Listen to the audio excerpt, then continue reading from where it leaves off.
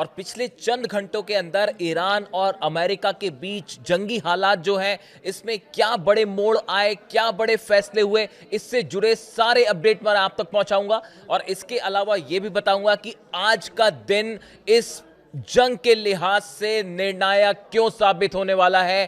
क्या चंद घंटों के अंदर एक बार फिर शुरू हो जाएगा एक युद्ध, एक भीषण जंग, और पूरे मिडिल ईस्ट ही नहीं, इस बार पूरी दुनिया पर इसका असर पड़ता दिखाई दे रहा है। देखिए, अब से चंद घंटे बाद अमेरिका और ईरान के बीच जो सीज फायर है वो खत्म होने वाला है, उसका वक्त खत्म हो जाएगा। ऐसे में माना जा रहा है कि आज से ही ईरान और अमेरिका के बीच एक बार फिर बड़ी जंग छिड़ सकती है। ईरान ने साफ कर दिया है कि किसी भी तरह की धमकियों के बीच, दबाव के बीच किसी तरह की कोई डील नहीं होगी और ना ही वो अपना यूरेनियम सौंपने वाला है। इन हालात में किसी तरह की बातचीत का कोई हल निकलना दूर दूर तक दिखाई नहीं दे रहा है। ईरान बातचीत को भी तैयार नहीं है। यानी जो कोशिशें थी जनरल मुनीर के जरिए ईरान से बातचीत करने की, वो अब पूरी तरह से फेल होती दिखाई दे रही हैं। इन्हीं बीच बड़ी खबर आई है हॉर्मुज से ईरान के जहाज पर जिस तरह से कल अमेरिका ने कब्जा किया, उसके बाद ईरान ने उसका बदला लिया है। ईरान ने ड्रोन्स के जरिए अमेरिका के 4 जहाजों को निशाना बनाया है। इस तरह की खबर ईरान के हवाले से आ रही है, ईरानी मीडिया के हवाले से आ रही है। ईरान ने बड़ी ड्रोन स्ट्राइक की और 4 जहाजों पर हमला किया, उसे एग्रेसिवली वार्निंग करते हुए पीछे धकेल दिया। इस तरह की खबरें हैं। अब देखिए, एक बार फिर डोनाल्ड ट्रंप ने अनाउंसमेंट कर दिया है कि अगर ईरान ने कोई समझौता नहीं किया तो ब्लॉकेड जारी रहेगा।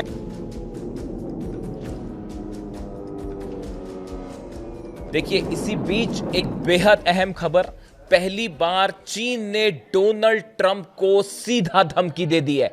चीन ने कहा है, आग से मत खेलो ट्रंप वरना जल जाओगे।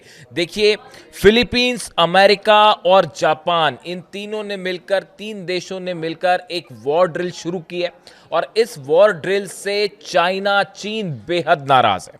देखिए, 2 घटनाएं ऐसी हुई, एक तो ये अमेरिका की वॉर ड्रिल और जिस तरह से ईरान के जहाज पर हमला हुआ कल, इन दोनों ही घटना से बताया जा रहा है कि चीन बेहद नाराज है। पहले हम वॉर ड्रिल की बात करें। फिलीपींस, अमेरिका और जापान के जो सैनिक शामिल हो रहे हैं इस वॉर ड्रिल में, इसको लेकर चीन के विदेश मंत्रालय के प्रवक्ता जो हैं गुओ जियाकुन, उन्होंने एक प्रेस कॉन्फ्रेंस में कहा, एशिया पैसिफिक क्षेत्र को सबसे ज्यादा शांति और स्थिरता की जरूरत है। इसे बाहरी ताकतों द्वारा विभाजन और टकराव पैदा करने की बिल्कुल जरूरत नहीं है। उन्होंने चेतावनी दी कि अगर कोई देश सुरक्षा के नाम पर दूसरे देशों से गठबंधन करता रहेगा तो यह उसके लिए आग की तरह खेलने जैसा होगा। देखिए, ये हालात बिल्कुल उसी तरह हैं जैसे कि मिडिल ईस्ट में है, और जो बात ईरान कह रहा है कि अमेरिका यहां से मिडिल ईस्ट से बाहर जाए, बिल्कुल वही बात अब चीन भी कह रहा है और अमेरिका से ये कह रहा है कि अगर आप ये मिलिट्री ड्रिल आगे बढ़ाते हैं तो ये आग से खेलने की तरह होगा। ये डोनाल्ड ट्रंप को चीन की तरफ से सीधा चेतावनी मानी जा रही है। देखिए, दूसरी बड़ी गौर करने वाली बात यह है कि जिस तरह से चीन, जिस जहाज पर ईरान के हमला हुआ, ये वो जहाज है जो बताया जा रहा है सूत्रों से कि ये चीन का ऑयल इससे इंपोर्ट करता है चाइना। जहाज ईरान का है, लेकिन ये मलक्का स्ट्रेट होते हुए चीन को ऑयल सप्लाई करके वापस लौट रहा था, इस दौरान हमला हुआ। यानी कि चीन का जो ऑयल बिजनेस है वो सीधा अमेरिका के निशाने पर है।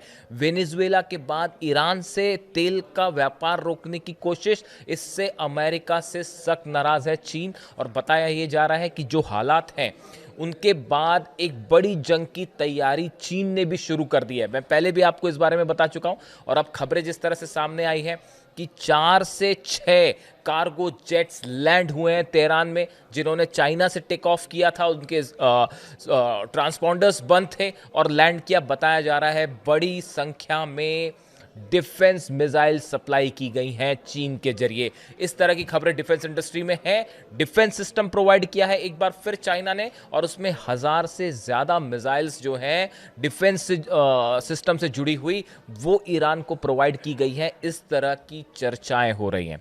देखिए ये बहुत बड़ा कदम है, शायद यही वजह है जो कि CIA के पास भी इसकी जानकारी है, और ये खासा चर्चा का मुद्दा बना हुआ है अमेरिका में।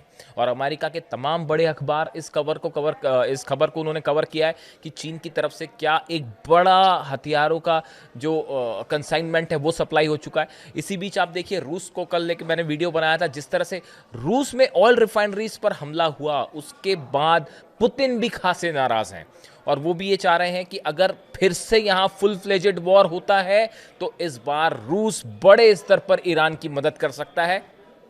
पिछली बार हमने देखा कि डिफेंस सिस्टम को लेकर तमाम सवाल थे, लेकिन अब ये इस तरह की खबरें हैं कि अगर फिर से जंग होती है तो इस सूरत हाल में रूस की भी ज़्यादा अहम भूमिका होगी जंग के दौरान। यानी आप देखिए जो हालात हैं उसमें चीन रूस दोनों अमेरिका के खिलाफ खुलकर खड़े दिखाई दे रहे हैं, और ऐसे ही हालात हैं नॉर्थ कोरिया के। नॉर्थ कोरिया ने एक बार फिर जिस तरह से बैलिस्टिक मिसाइल्स का टेस्ट किया है, और माना यह जा रहा है कि किम जोंग उन ने सीधा संदेश दिया है अमेरिका को कि जिस तरह से ईरान को टारगेट किया गया, इस तरह की कोशिश करने की नॉर्थ कोरिया से सोचिएगा भी मत, वरना अंजाम बेहद बुरा होगा। यानी देखिए अब ये वॉर मिडिल ईस्ट और हॉर्मूज के दायरे से निकल के ग्लोबल रूप लेता जा रहा है।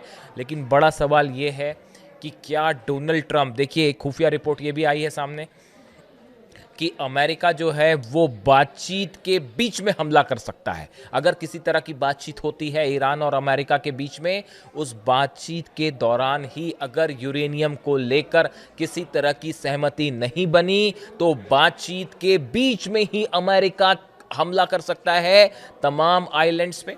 Kharg island, Larak island, Qeshm island, ये तमाम वो द्वीप हैं जहां से ईरान का ऑयल बिजनेस होता है। इन सब पर निशाना बना के हमले हो सकते हैं, जितने एनर्जी सेंटर्स हैं उस पर हमले हो सकते हैं। लेकिन एक बड़ी तैयारी कर रखी है IRGC ने, ईरान की सेना ने, करारा जवाब देने के लिए अमेरिका को। और जो खबरें आ रही हैं उसके मुताबिक ईरान की सेना ने एक बड़ा प्लान तैयार किया है। 6 तरफ से 6 इलाकों से घेर के अमेरिका के शिप्स को निशाना बनाया जा सकता है।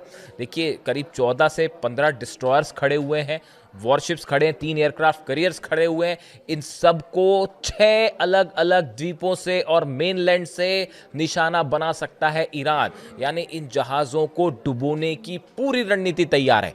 इसके अलावा जो खबरें आ रही हैं, सऊदी अरब की जो यानबू पाइपलाइन है, ऑयल पाइपलाइन है, सप्लाई होता है जिससे कतर, सऊदी, फुजेरा से ऑयल सप्लाई होता है, इनको सप्लाई किया जाता है सऊदी से। इस बड़ी पाइपलाइन को कई जगह से मल्टीपल स्ट्राइक के तहत जो है ख़त्म किया जा सकता है। यानी Saudi, Qatar, UAE, middle east से जुड़े जितने ऑयल के ठिकाने हैं, ऑयल सप्लाई पाइपलाइंस हैं, वो एक साथ एक हमले में तबाह कर दी जाएंगी। इस तरह का ईरान, बताया जा रहा है कि ईरान की सेना ने प्लान तैयार किया है। इसके साथ बाबल मंदेब फौरन बंद कर दिया जाएगा अगर किसी भी रूप पर हमला होता है इस बार ईरान पे। यानी देखिए अगर पावर सेंटर्स पे हमला होता है तो इसको काउंटर करने के लिए ईरान की सेना ने बड़ा प्लान तैयार कर रखा है, और पिछली बार की जो जंग थी उससे ज़्यादा बड़े हमले होंगे, इस तरह की प्लानिंग है। यानी हॉर्मूज में कैसे मुकाबला किया जाए।